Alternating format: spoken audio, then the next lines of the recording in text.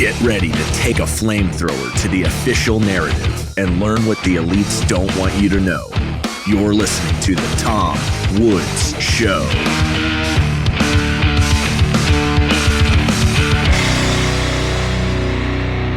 Hey everybody, Tom Woods here. It is episode 2691 of The Tom Woods Show, and I'm broadcasting here from my hotel room. This is a really busy week for me. I have the Unconference coming up over the weekend, and I'm running one of my Eminence Club workshops right now, which is where dozens of people show up. They start from ground zero, and in 3 intense days, we build them a whole sales funnel and a business ready to go and to drive traffic to. So it's really intense days. So I recorded a really fantastic episode with my old friend Robert Scott Bell from the health community. It was absolutely great. And StreamYard just destroyed it. We looked at the part of StreamYard where you download the materials, and it just said files deleted or recordings deleted.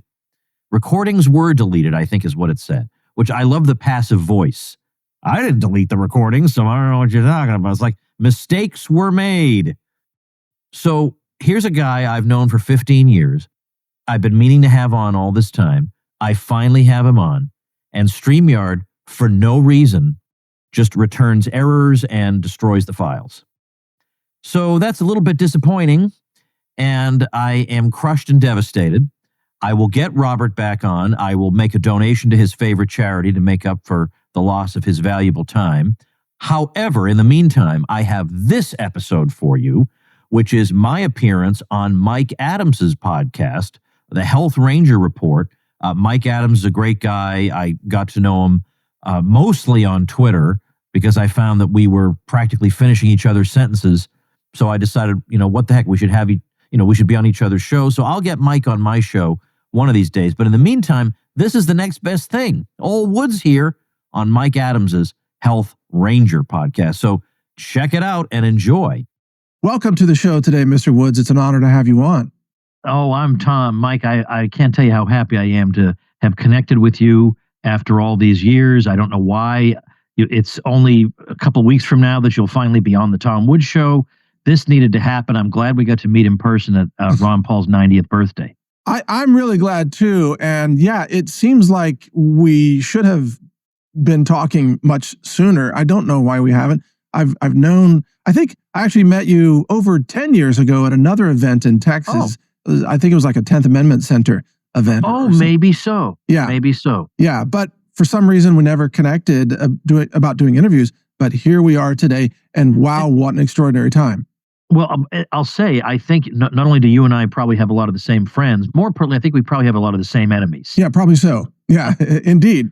Because when we are pro-liberty and we support honest money, and we need to talk about these things, then of course we're enemies of the system that runs off fiat currency and so on. But let's actually start there. But I want to give out one of your websites here first, and it's woodshistory.com, where people can go and they can get access to some free history classes, right? You want to tell us a little bit about that, Tom?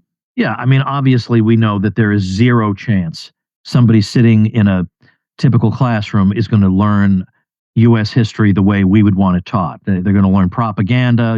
You and I can script exactly what they're going to say about every president and everything in U.S. history. So I've devoted my career to smashing that kind of narrative. And I, for a while, had these history courses behind a paywall, but now I give them away for free. It's 2 U.S. history courses spanning the entire period of U.S. history. And now I just give them away for free at woodshistory.com. And what kind of format is it offered in? Like PDF files or videos, or what is it? It's well, let's see, for the free courses that I give away, it's audio files, but then I have like a big membership with a whole bunch of courses, and those are all in video also. But I think a lot of people listen just while they're driving. They don't really need the video. Yeah, exactly. No, that's a great idea. Okay, again, that's woodshistory.com, just like it sounds. If you want to grab those courses. Now, Tom, let me start out with something that might be controversial to some of our audience. I tweeted out last night.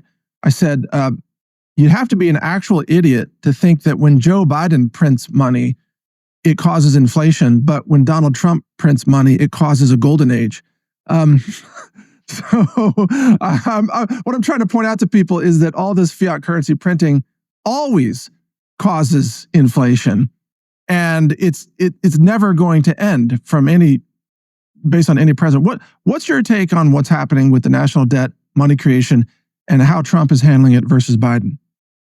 Well, the thing is, look, I supported Trump because I felt like it was a matter of I absolutely cannot allow into power a group of people who can't stand the sight of me and are going to do everything they can to undermine me and brainwash my kids and whatever. So yeah, agreed. Agreed. So I'm not embarrassed about that, even though I'm very unhappy about a lot of things. It's just that I'm faced with these choices, and I unfortunately, in the reality is, I have to pick one. Now, I did not support him because I thought he was going to cut spending. I didn't think he was going to cut spending at all, not for a second. So I can't say that disappoints me. I didn't expect it to happen. And the reason I didn't expect it to happen is, unfortunately, Mike, there's no constituency for this. There's you, there's me, there's 17 other people. Most people do not want spending cut. Even back when the Tea Party was in its heyday, they did a poll of these people. They polled the Tea Party itself and said, here's a series of categories of federal spending. Which ones would you like to see cut? The only category on which even the Tea Party had a majority of them saying they wanted to see it cut was foreign aid, which is a very small percentage of the budget. So if even the Tea Party doesn't really want to cut spending, then I don't expect it to happen. So my view is, since that's not going to change, I'm going to focus on issues that I care about other than spending. And I feel like spending, well, that's just going to wind up being a fiscal crisis someday because no one wants to stop it. I accept that. That's where we are. But having said that, I would say, given that my expectations are very low when it comes to spending, what started to happen is that people are starting to be told that inflation, like prices rising, is caused by things like, like left-wingers would say it's caused by corporate greed or things like that. So that apparently people get greedy only every once in a while. Once in a while we get rising prices. That's because they're greedy.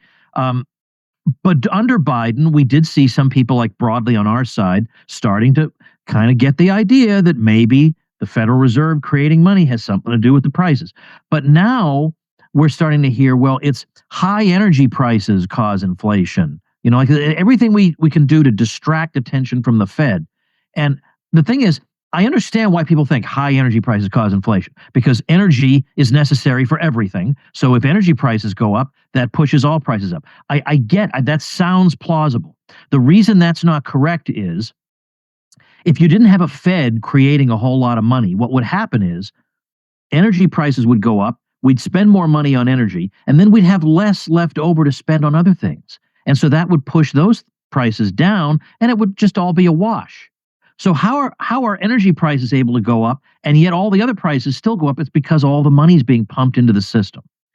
But there's no political will to get rid of the Fed, so therefore you don't talk about the Fed. You blame this, that, or the other cause, but that ain't the real cause. The cause is the Fed. Well, and so this more than 100-year experiment with the existence of the Fed since 1913, I believe, the current Fed that we know. And the Treasury now having more difficulty auctioning off its debt. This experiment clearly has some kind of end date on it. What's your take on how much longer can they kick the can down the road on this and keep finding buyers for 10-year bonds and keep this thing going? Well, that's the thing. I have to say, I'm willing to admit that it surprised me that they were able to stumble along this long, and that it took until 2008 to have a really serious system-wide crisis. So I don't know, and I also know that there are other countries that are actually even worse than the U.S. in terms of major metrics like debt as a percentage of GDP and stuff like that. Now what you'll sometimes see is people who are not really being honest with you will say things like, well, this is not unprecedented in American history. It was even worse during World War II. But the difference is, World War II was an abnormal situation that ultimately ended. This is just normal day-to-day life in America where we're seeing these levels of debt. That's very different. We expected at some point World War II was not going to go on forever. That would stop. The spending would stop, as indeed it did. The federal budget was cut by about 2/3 after that. There's no prospect of the federal budget being cut by 2/3 at this point. Right. So it's apples and oranges to compare that time period with today. Well, and you mentioned the debt to GDP ratio, so I brought up usdebtclock.org, and right here it shows that the current debt to GDP ratio for the United States is 123%, and we've crossed over $37 trillion in the official U.S. national debt. But you and I both know, Tom, that the unfunded liabilities are closer to 200 trillion and growing rapidly. So historically, when we've seen 123% debt to GDP ratio, things have rarely turned around for that country, right? Oh, right. Yeah. So, you think in terms of like the French Revolution, which was brought on basically because of a debt crisis. The American, I don't know how I feel about calling it the American Revolution. I think it's the American restoration of self-government against the innovating British, but that's my own quirk. But even there, I mean, the British were finding that because of some of their own wars, they needed to go scrounging around for new sources of funds, and that led to the world blowing up. So, these things have real world historic consequences. And at the same time, Mike, I wouldn't say that I'm unhappy to be living in this particular time period. I mean, I've been put here for some reason, and there are a lot of great things about life in 2025, but none of them have to do with the regime in charge of the U.S. Yeah, I hear you. I mean, we have incredible access to knowledge, access to foods and, natural medicines, which is my focus often. Never before in history, the kings of 1,000 years ago couldn't imagine living as well as we do today, right? So, indeed, and yet it's like we're surrounded by great wonders, and yet you look at the West and they can't even be bothered to reproduce themselves. I mean, the U.S. is barely doing so, but that's largely because of immigration. In terms of the native-born population, it's like everybody's discouraged or bored or whatever, but they can't be bothered to reproduce themselves. They want to just have fun and die, and that's a shame. I'm expecting child number 6 in January, so I'm doing my part over here, Mike. Right. Well, a lot of today's youth, they consider life to be about collecting experiences, right? So they have a list of experiences that they want to go through, and then that's it. Yeah. But you know what one of those experiences is? Having kids. That's an experience. I suppose so.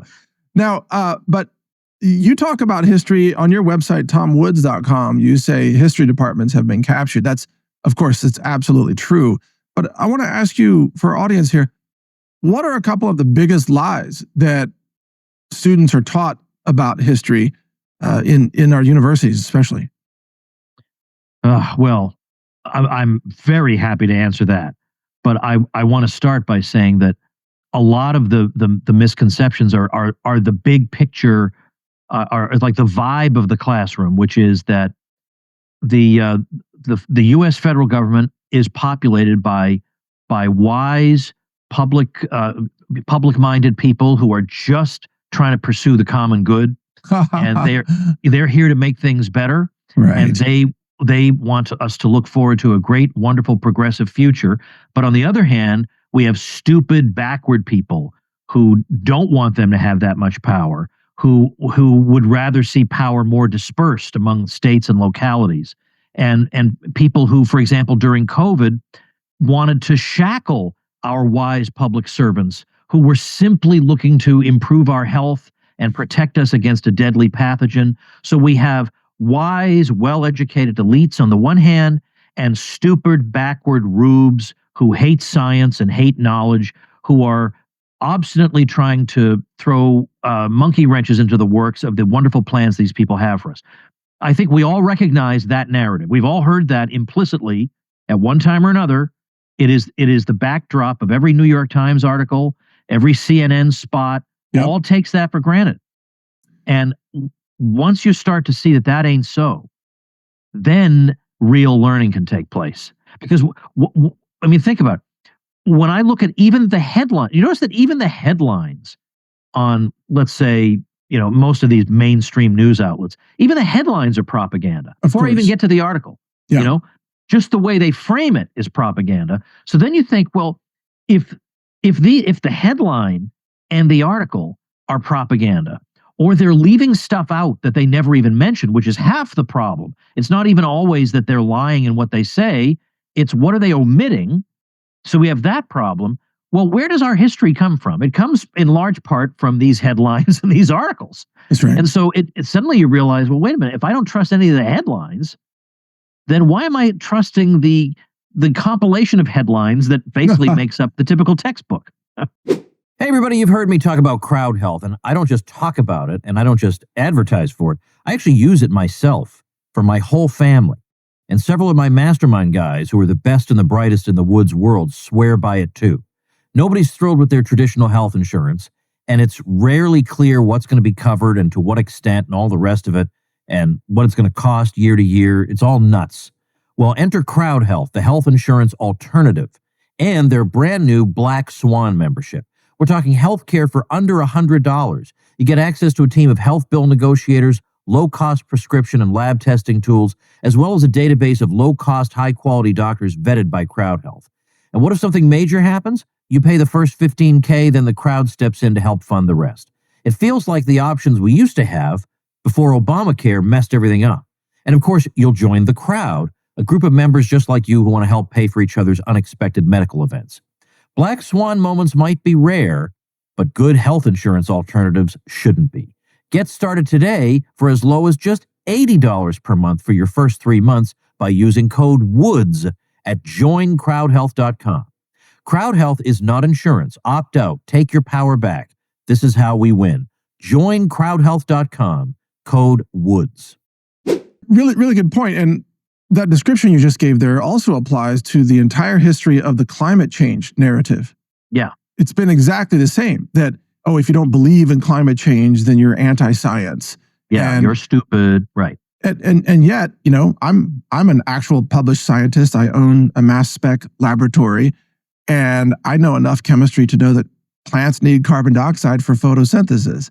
So carbon dioxide is plant food, but we're told, or we were told by the EPA until Lee Zeldin is turning some of this around, but for all the decades previous, we were told that carbon dioxide is a dangerous pollutant that will kill us all if we don't decarbonize the atmosphere, which scientifically, Tom, if you decarbonize the atmosphere, that would kill us all. Yeah. I mean, yeah.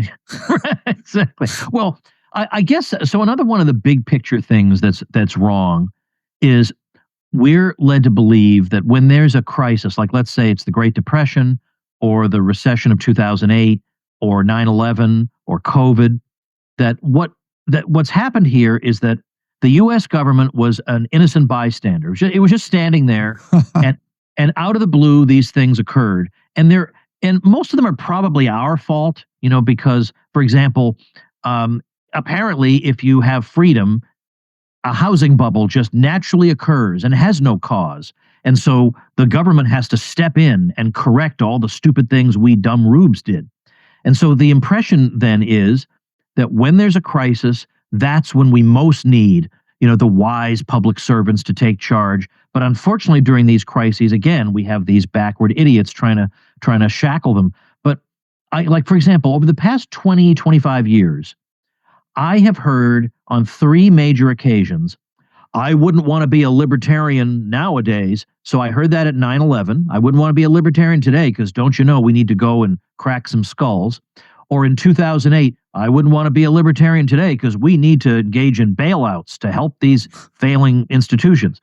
Or with COVID, I wouldn't want to be a libertarian nowadays because we need major government interventions to protect people's health. None of that was true. I am in no way apologetic about being a libertarian. A libertarian approach to every single one of those would have been vastly superior to what we got. Vastly superior. Yeah, absolutely. And each one of those events was exacerbated by the government itself. It was made far worse. For example, with COVID, the lockdowns and telling people you can't go outside, you can't jog on the beach, deprive people of the sunlight that actually boosts immune function as a protection against, any kind of infectious disease, things like that. But what is it, Tom, about human neurology that we're almost by default, humans who lack the kind of education that you offer, they have this unbridled and unjustified obedience to authority? Why is that? That is the big puzzle. I have a friend, Jeff Leskovar, gave an academic paper on this, even though he's not an academic. He's been thinking about this too. Why is this? And also, why is it, for example, that not always, but 95% of the time, I can predict your views on abortion and the minimum wage based on your views on whether we should fund Ukraine or not. Yeah, true. And yet you realize that there's no necessary connection between funding Ukraine and the minimum wage or abortion. I mean, these things have nothing to do with each other. But yet, it's like everyone is willing to accept a cluster of ideas together. Where is this coming from? And the best he could come up with was, we think back to, let's say, the way human beings lived at the dawn of time. And, people moved around together in tribal arrangements. And if you were outside of the tribe, you were as good as dead. So you became accustomed to just going along with the group. And the worst thing you could possibly do would be to be isolated from the group. And now we see that in a modern context in the form of, for example, we all remember from high school, there were the popular kids, the weird kids, the nerds, there were all these little groups of people. And there were some kids we knew in high school who would have died 1,000 deaths rather than be in the unpopular group. And so nowadays, well, look, all the actors believe such and such. All the musicians you like believe such and such. Well, most people, frankly, don't have the stamina to stand up to that. They don't want to be outside the cool group any more than they wanted to be outside the tribe, however many thousands of years ago. And so the simplest thing is just to go along and conform and wait to be told what to think. Well, yeah, exactly. But a person we both know, Ron Paul, he stood his ground through his entire career. He wasn't afraid to be called Dr. No. He wasn't afraid to actually stand on principle. And what you just said, when people have to, like they crave conformity and they demonstrate obedience to a tribe, then they have to compromise their principles and usually their morality at the same time. And so we have become a nation that is very largely immoral and also incompetent and largely compromised at the highest levels.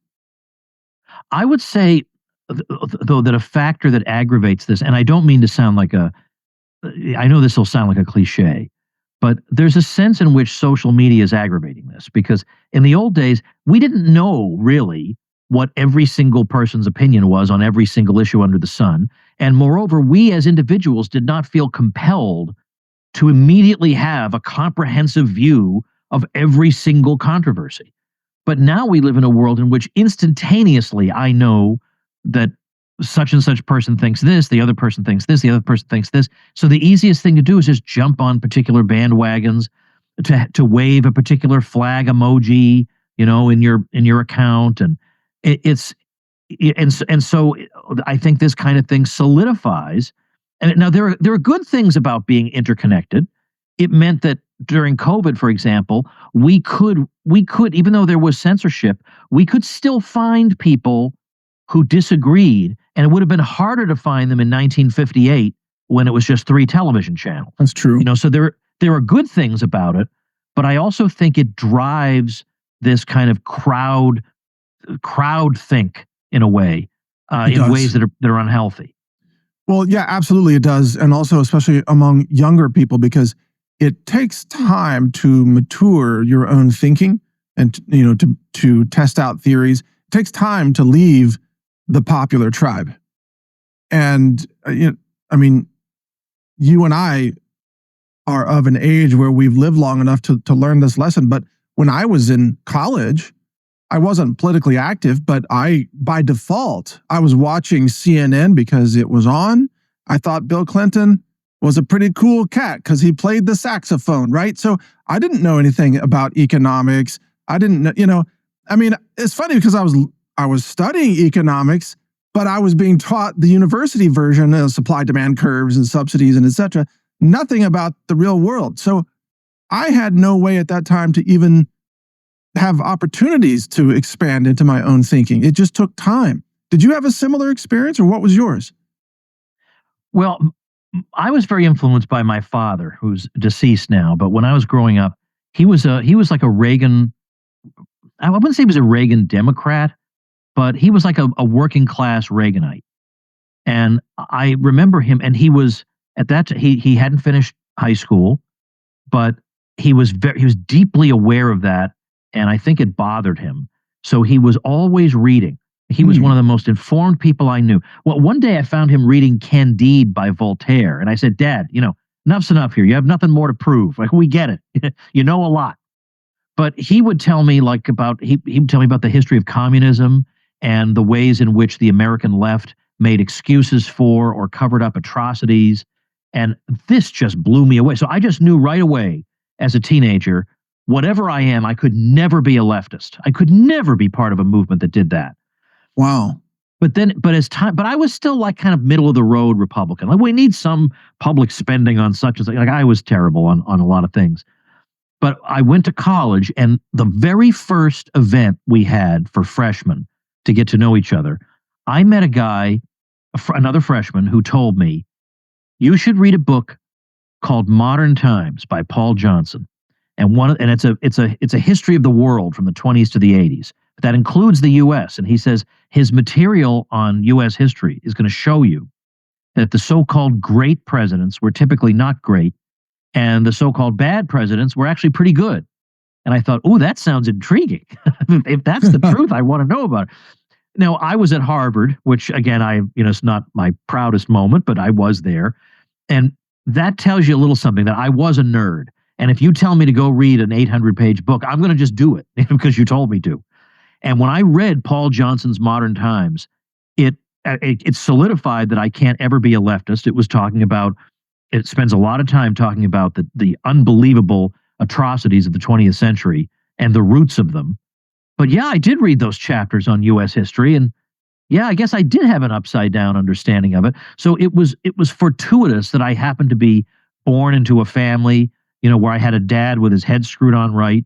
And I happened to run into that guy who gave me the book that changed my whole outlook on the world. So those things fell into my lap. I wish I could say, "Mike, I was just so darn clever that I sorted this all out." See, it took me a lot longer. It took me graduating from college and then launching my own business. Once I began to own and run my own business, I began to really see just the idiocy of the government policies and the regulations. And it didn't take long before I became a fiscal conservative. I didn't even know the words for it. Yeah. And a pro-liberty guy.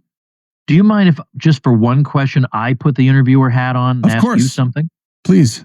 I'd like to know so I just told you about me and history, but I'd like to know, with you and health, was there a particular aha moment when you said, the medical establishment is not telling me the whole truth? And what was that moment? Oh, yeah.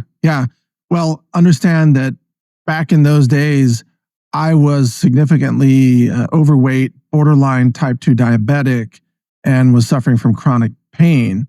And I was told by my family doctor that there's no relationship between the foods you eat and the health outcomes that you get. Because for a long time, doctors believe all calories were the same. Many still believe that, right? Yeah. And then I was having hypoglycemia, blood sugar problems, and my doctor said, "That's made up. You're imagining that." And I'm like, "No, I'm not imagining that. I feel like I'm going to pass out after I eat a high carbohydrate breakfast. I'm pretty sure that's not my imagination." And there was a book that I read called Sugar Blues. So that was the book. Like, you had a book that changed your life. For me, it was Sugar Blues. Sugar Blues. Sugar Blues. And it revealed that sugar, the toxicity of sugar and all the things that it causes. And from that moment, I gave up drinking soda, and I gave up all the refined carbohydrates. That put me on a path of discovering nutrition and the relationships between food and results, which leads me to my modern day smoothie, which is, avocados and turmeric and whatever else. And then I started teaching that to others in 2003. So that's a brief history of how I got here. Okay. And now I know that type 2 diabetes is reversible. Most cancer cases are reversible. Heart disease, Alzheimer's, so many of these conditions are completely reversible and easily preventable if we just have the knowledge. So I would guess a lot of people in alternative health have an origin story like that where they themselves were not getting an adequate explanation for what they were facing. That's right. Yeah. And the medical establishment was clearly uninformed and incompetent, which they continue to be to this day, although to the credit of some doctors that go on for complementary medicine training, naturopathic medicine, etc. I'm referring to just the mainstream pill pushers. Yeah. But it all ties into economics, Tom, because there's a financial incentive, of course, for drug companies to bribe the doctors. Ken Paxton of Texas just launched a lawsuit against, I think it was Eli Lilly, for bribing doctors. And this is throughout the history of the U.S. government, there have been countless cases of drug companies admitting to felony price fixing, which should exclude them from government contracts. And yet they've all paid a fine. And in the case of Pfizer, they set up a shell company. They had the shell company take the felony and pay the fine so that the main company could continue to sell vaccines to Medicare recipients, etc. The whole thing has been a massive, total criminal fraud for my entire life. Well, I was telling you before we started recording that until COVID came along, to my discredit, of course, I belong to this broader liberty movement, and I know there were people who were, to say the least, skeptical of the medical establishment. And up till COVID, I had sort of tolerated those people. I mean, I counted some of them as my friends. I just thought they were wrong about this because don't they know that, medical science says blah, blah, blah. I mean, for somebody who's so critical of the establishment, I was completely blind to this. Huh. And it's I'm not particularly happy to have to admit to that. But I mean, my gosh, if COVID doesn't make you understand that something went screwy, I don't know what would. I mean, and we could, there's no need to rehash every crazy, nonsensical thing they did during COVID, but to discover just how uncurious the average doctor is, like they had no interest in hearing anything other than, what some official, boob on the TV had to say. And it was in doctors' offices that they had different holders for clean pens and dirty pens because a pen's going to give me COVID, Mike. That's that's an embarrassment. Well, and doctors, these people are looking after my health. Hey, gang, if you're like me, and I bet you are, you've been watching the Fed inflate the dollar into oblivion while politicians bungle trade policy and rack up historic amounts of debt, and you're wondering how to protect what you've worked so hard to build. Well, that's why I want to talk to you about Monetary Metals, a company doing something truly revolutionary with gold. We all know gold is a safe haven asset, but let's face it, most gold just sits there in a vault, not doing much. It holds its value over time, but it doesn't grow. Well, what if I told you there's a way to not only own physical gold, but also earn a yield on it, paid in gold, every single month? That's exactly what I do with Monetary Metals. I lease my gold with them and earn an annual yield, around 4%, in gold, not in paper currency. I keep my ounces, and every month I get more. Think about it. You still benefit from any price appreciation, like what we've been seeing in 2025 with gold pushing past all-time highs. And you also get paid more ounces of gold along the way. And that's what makes this model so exciting. It's a genuine breakthrough. For the first time in decades, gold is functioning as a yield-bearing asset, just like in the classical gold standard days. The Fed can print dollars. They can't print gold.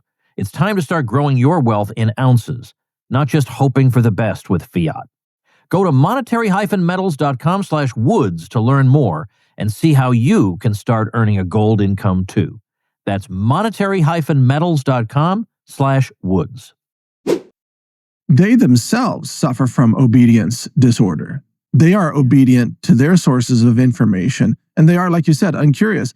But this also gets to an argument that you often reference about government.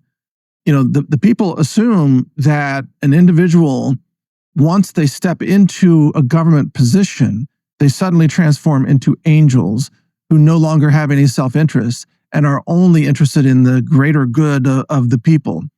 Well, the same belief exists about doctors. Most patients believe that when a person puts on the doctor's coat, suddenly they become uninterested in their own wealth, their own payments from drug companies, and that they only care about the well-being of the patient. And that is false with doctors, and it's false with government employees. Yeah, that was what I missed. That was one of the things I missed, is that, these people they don't belong to a different race from the rest of us. Right. They are subject to the same moral foibles as anybody else. And yet, I think implicitly, I went in for this whole modern priesthood. These priests don't wear the old cassock. They wear the white coat with the clipboard and the stethoscope. And I think and the thing is, in a way, you want to believe that, though, Mike. You want to believe that there are professionals out there who have the answers to everything. These are objective answers, and I can be confident that somebody out there will have the answers to what is ailing me. Yet the thing is, we believe this on the one hand, but on the other hand, we've all had cases where one doctor says one thing, one says the other, the third one throws his hands up in the air, and yet for some reason, a lot of times that still doesn't crack our confidence in the system. Well, right, and it's further clouded by the fact that there are very competent, like ER surgeons, for example, who really are incredible at handling trauma and saving lives from trauma. But it's not actually trauma that's the greatest threat to the lives of most people. It's chronic degenerative disease. And on that subject, mainstream medicine is a complete failure. You would have much better success going back to China 2,000 years ago and just using traditional Chinese medicine, or Amazonian medicine, or Native American medicine, or any other indigenous medical system. Even Ayurvedic medicine in the history of India is much more effective and safe than modern medicine, even at ending pandemics or what have you, infections, you name it. Well, better late than never, but I finally came around. Yeah, it's interesting, but it always comes back to economics. So I'll bring it back to you. The government sets the incentives, and then the incentives determine the outcomes, as you well know. And so during COVID, the incentives were diagnose these people with COVID, intervene in their treatment in a way that is likely to kill them, and then we'll give you bonus payments for every COVID death in your hospital. Yeah. And at first, even to some of the more jaded people, that sounded like a conspiracy theory. They're like, look, they can't be that low. This can't possibly be true. And then even the official sources, now after years had passed and they could safely come out and say something, started to say, there were bonus payments. And we do have this crazy system of coding everything as COVID. And so maybe now we have to sort through, or maybe we'll never know, well, how many people really had this thing, and what was this thing after all? I mean, that's all brushed. In fact, that started to get brushed under the rug right around the time of the Russia-Ukraine war. All of a sudden, that was just, we're just not going to talk about that anymore, because now we have a new thing. I remember, I live in Florida, and Ron DeSantis had a roundtable very shortly after the Russia-Ukraine war broke out, because he could see what was happening.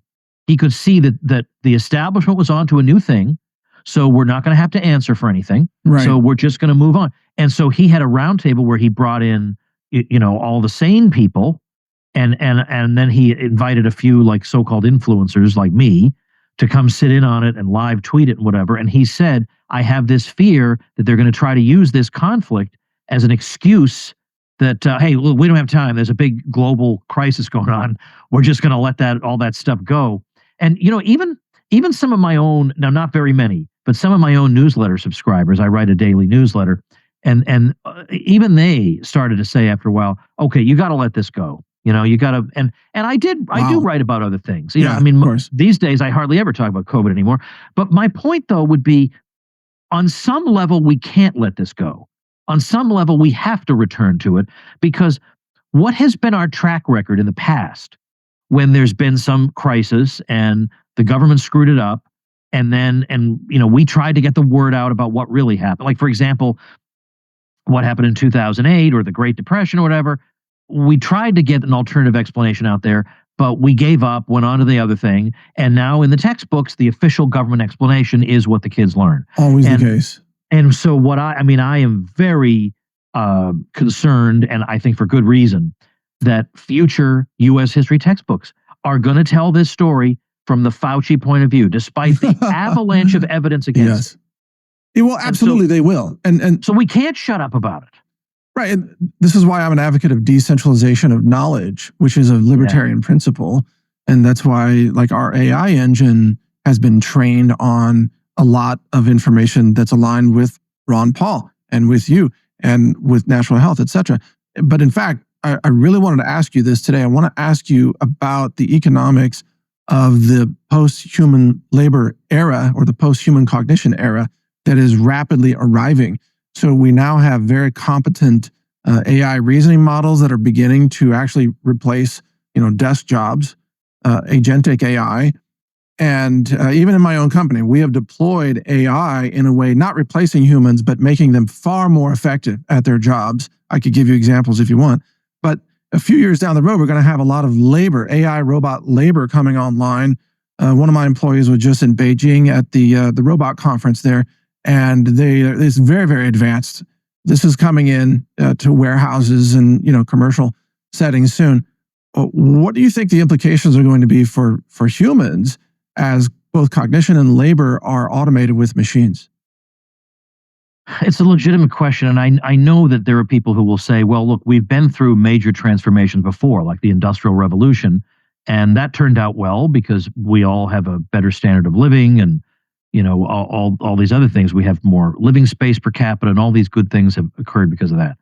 I feel like this has the potential to be the most radical such transformation in history if AI lives up to the hype.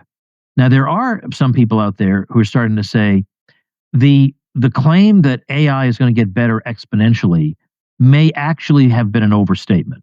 That like GPT-5 just came out, and it's not an explosive revolution compared to the previous iteration.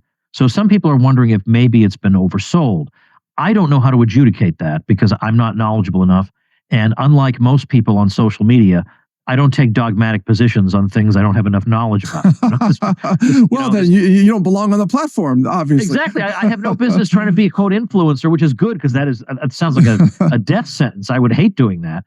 But there is I just have some random thoughts. I mean, one would be, in the past, technological advances have indeed made it easier to do a lot of jobs. I mean, if obviously a railroad and a train can transport freight more easily than can a guy carrying stuff on his back.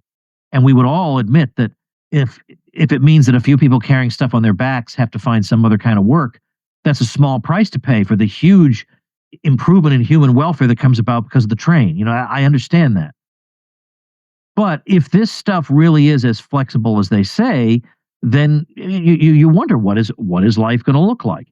Now, what could happen is that people will be able to focus on things that are more human about them. So, for instance, I don't know that I want my loved ones being cared for by robots. I don't think that's really what I want for them. I think I'd like them to be cared for by people, because there's no substitute for a connection between one human being and another. So maybe there are more personal services that are offered. Now, I know you could say, but a robot can do your gardening, or a robot can come in and cook your food. Maybe, but I don't know that everybody wants that. And people who are displaced from other kinds of work, well, it's not like think right now, if you had the labor of 4 people, could you find something for them to do? Absolutely. Yeah. So that's a possibility that now we have more labor that can help us out in other various ways. I guess what disturbs me about it is that it is becoming so omnipresent. Like I open my email platform and the first line is, let me help you write this, or whatever it is. And I feel like saying, get lost. I don't need some robot to help me communicate. Because what I don't want is, I'm at my computer with a robot writing for me, and the other person has a robot writing for him. Where's the human connection? Like, I don't think I was put here to interact with robots. You know, and I and you. Well, go ahead. Okay, you've hit upon a really critical point, if you don't mind me interrupting. Yeah, go ahead. People like you and I, we are both accomplished writers. We can always return to high-level writing and thinking with clarity. So if you and I use AI tools, it can magnify the skills that we have developed. But the next generation, the young people that are growing up right now, they will never develop the writing skills that you and I possess. We're seeing this in MBA schools, graduate schools, where the students, they cannot write papers. Oh, yeah. And go ahead. I saw a professor who said, I'm going to de-AI my classroom. And he said he had people, there was a day, I guess, when ChatGPT was down for part of the day, and students with no self-consciousness at all wrote to say, I'll have to get my assignment in late because ChatGPT is down. Are you out of your mind? Right. Like, you don't want to be a real person? I mean, you think about the whole, you think about at least 2,000 years. I mean, we could go back farther. We could go back to ancient Greece, of ways in which people in the West have contemplated what it means to be a human being, and a good human being. Like in the same way that a good bicycle is one that can conveniently get you from place A to B. What is a good human being is a question that we've contemplated forever, and it has never involved outsource everything that makes you unique to a machine. It has never meant that. Now, as I say, technology can make it easier to do what formerly was drudgery. I mean, like, even driving your car with power steering is a lot easier than before you had power steering. I have no objection to that. But what's happening now is we're taking things that do make us human, namely like our creative side, our artistic side, and we're outsourcing that to AI. I don't want a movie that AI made. I don't want to have a painting on the wall made by AI, even if it is in some way, quote unquote, better. Because why am I here? I'm not here to have robot art on my wall. I'm here to make connections with other people, other members of my species. But Tom, I just to push back a little bit, I do want AI created movies because I get to write the prompt, and the movie won't be a woke Disney DEI movie that's totally woke. Like, I can choose, like, I want, Die Hard 6 with Bruce Willis back. You know what I mean? Before the movies went woke. So that's just pointing out one thing. Yeah, no, I've heard that argument. I get or people saying, look, this will hurt Hollywood. And look, I admit, you got me on that one. I would also like to see that happen. It's just, let me just say real quick. Okay. If I'm watching Die Hard 6 and everything about it is AI, where is that feeling that you get from an incredible performance by another human being? A performance that leaves you breathless because it's unreproducible by a machine, because it's so human. We would lose that. Friends, if you care about your liberty and your financial freedom, you need to hear this. From October 10th to 12th, my friend Mikkel Thorup, host of the Expat Money Show, and who's been a guest on this program several times. In fact, he even came and joined us on the Tom Woods Cruise this year, is bringing together top experts from around the world for the Expat Money Online Summit, and it's completely free to attend. You'll learn how to legally protect your wealth, secure second residencies and citizenships, reduce your tax burden, and own property abroad, all to safeguard your freedom. This year's focus is Latin America, where opportunity is booming. Argentina is shifting to free markets under Javier Milei. El Salvador is undergoing a radical transformation, and Panama and Paraguay are offering simple residency programs. A Plan B is no longer optional, it's essential. Reserve your free ticket at expatmoneysummit.com. That's expatmoneysummit.com. Okay, all right, good point. But, I mean, look, I can see where you're coming from too. Absolutely. I just hate this direction. Like, it's everywhere. And look, I know that if you needed to make a graphic of something, you would have to hire a graphic designer, and that would cost you $100. But whereas now you can get it for much cheaper. But I look at this, and maybe it'll get better. But I see this AI art all through my social media feed because all the advertisers are using it now and it all looks the same. It's instantly recognizable as AI. And I think you have the money to run this Facebook ad, but you couldn't throw $100 at a graphic designer to get a unique looking image. Yeah, I see what you mean. But yeah, let me describe another case where AI robots can support decentralization and liberty at the local level. So I've done a lot of thinking about this because I work in this realm of AI, and I would like to grow a lot more of my own food, but I don't have the time to pull weeds.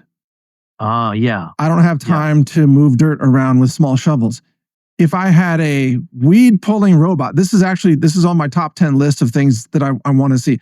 I want a weed pulling robot dog that can just pull weeds, then suddenly I can grow a lot more food locally. I can get off of the corporate food toxic system. I can be more self-reliant. I can have better nutrition, etc., by growing more of my own food. So, there's one case, and there are other cases like that where if we turn to automation locally, then we can decentralize more easily. Yeah, no, that's really a great argument. I think it's a matter of the attitude we take toward it. Do we view it as an assistant, as something that can take what we aspire to and get us closer to that? Or if we're viewing it as, I just don't like the idea. It seems like we're replacing the human connection. And I want to, I mean, there are people in AI who are transhumanists who just there are, yes. And they'll openly admit, yes, I am trying to undermine mankind. Yes, I am trying to replace it with either robots or some kind of fusion of the two. And I mean, that stuff creeps me out, and I don't want those people to win.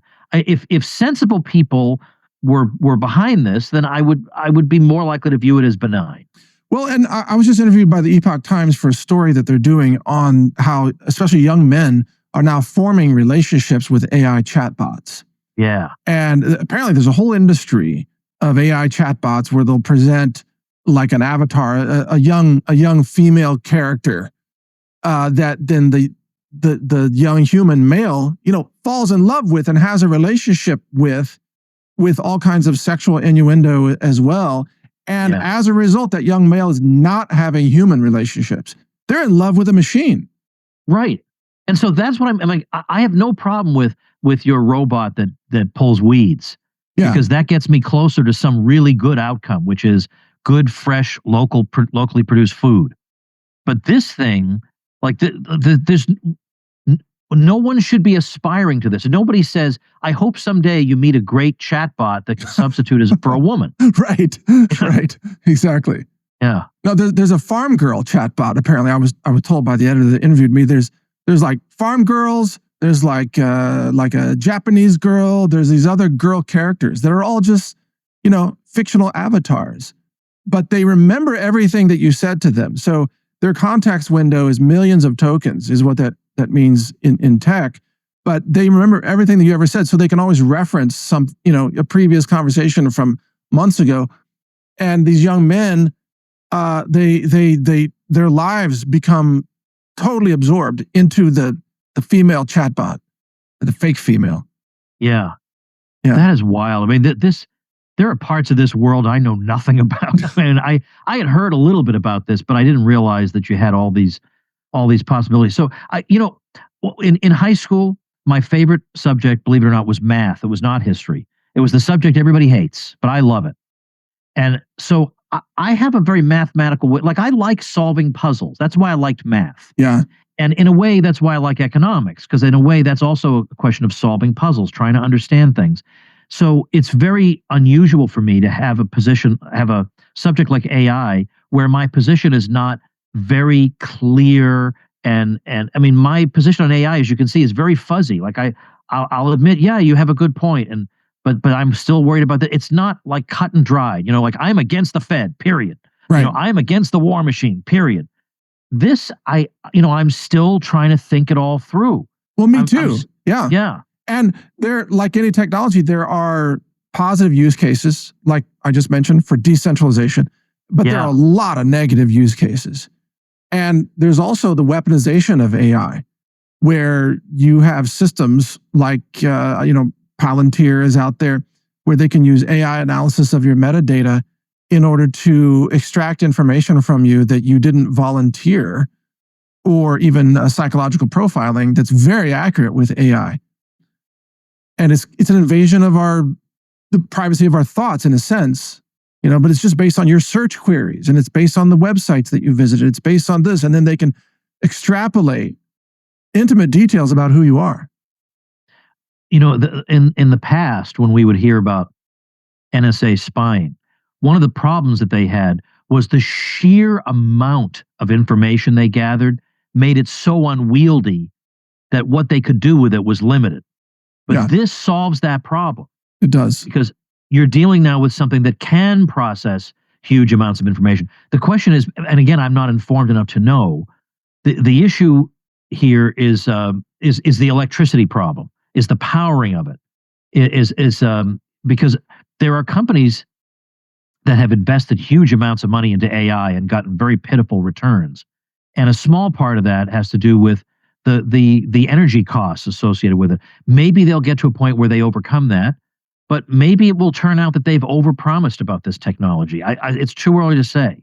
Well, if you don't mind hearing my opinion on that briefly, I'd love to hear it. I agree that there's not a parabolic increase in the effective intelligence of the AI systems, but there is a linear increase.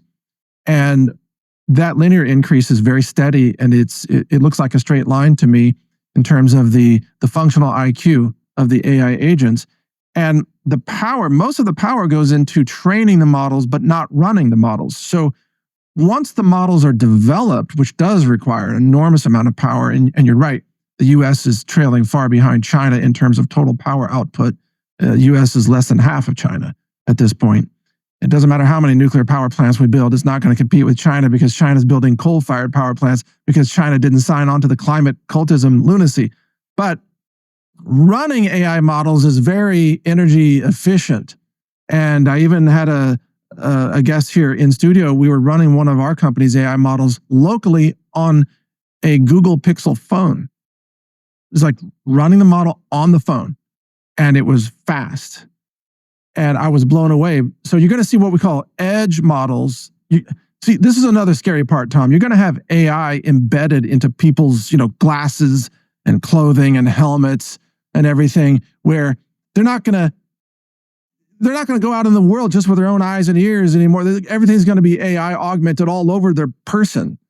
It's like cyborg era. And so do you think you and I will be viewed as weirdos? Like, are we going to be like the Amish because we don't want to do this? Or are they the weirdos? Well, we are definitely going to be viewed as the weirdos for not being cyborgs. You think most people are going to be drawn into this? I mean, absolutely. You could be right. Well, because, see, it augments their intelligence, right? So, for example, you'll have AI glasses that are listening to your conversation with the other person, and the other person says something about physics, and then you want to appear smart, but you're an idiot. You never studied physics. But in the glasses on your screen, it's going to say, oh, yeah, Occam's razor or whatever, this and that. And you're going to then be able to reply to the person sounding like you're smart. So you're going to have AI augmentation of the perception of intelligence. Everybody will want that. Oh, it'll become my life's mission to expose these people who are using this. I'm telling you, it's going to be so seductive to people who want the easy route to the perception of being sophisticated, or the perception of being educated, etc. Yeah. Yeah. Oh, but it's like when the state comes up with technology, we often come up with technology to kind of thwart it.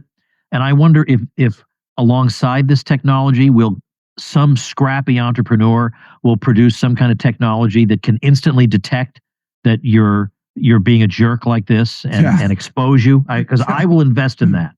Yeah, absolutely. As somebody who worked laboriously to acquire knowledge, right. I resent the hell out of it. The hard way. Yes. Reading. Okay. Well, Tom, we're almost out of time. I want to mention your website again, woodshistory.com. And is there anything else you'd like to add here before we wrap this up? There's your site, woodshistory.com. Well, I mean, I have a lot of people on my show who have their own shows. And, I worry, well, what if everybody runs to that other show and they don't listen to me anymore? I don't have that insecurity anymore. But That's great. I appreciate you being a good host and having me on. So I will tell people, you have to listen to all of Mike's material first. Then you can type into whatever platform you use for podcasts. You can type in the Tom Woods Show. Try a few of those and see what you think. But if you have any material by Mike that you haven't listened to, you have to do that first. Oh no, we're all about sharing knowledge, and we believe that especially voices like yours are extremely valuable. I encourage everybody to check out your show. Listen to it. In particular, because in the coming weeks, I'm going to have a certain Mike Adams on the Tom. Oh, you are? Okay. Yeah. I don't even know what day that's scheduled.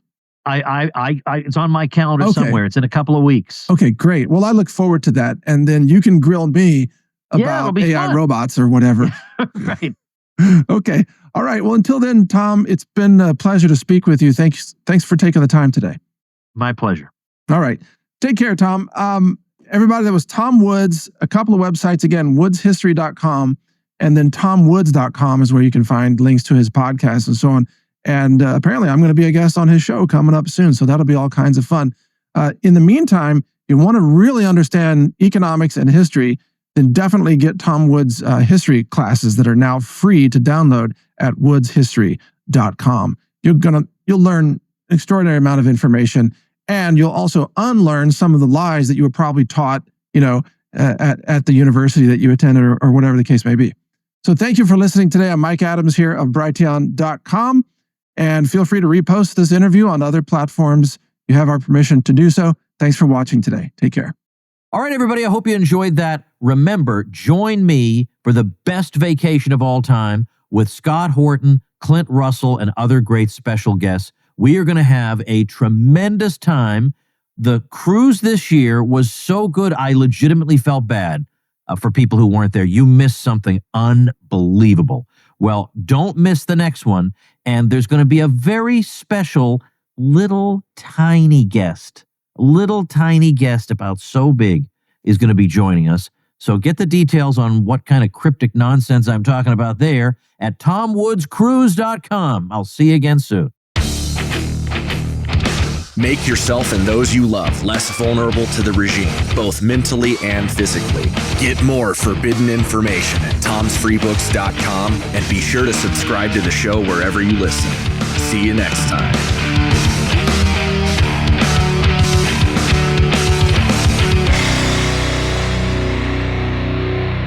Like the sound of The Tom Woods Show? My audio production is provided by Podsworth Media. Check them out at podsworth.com.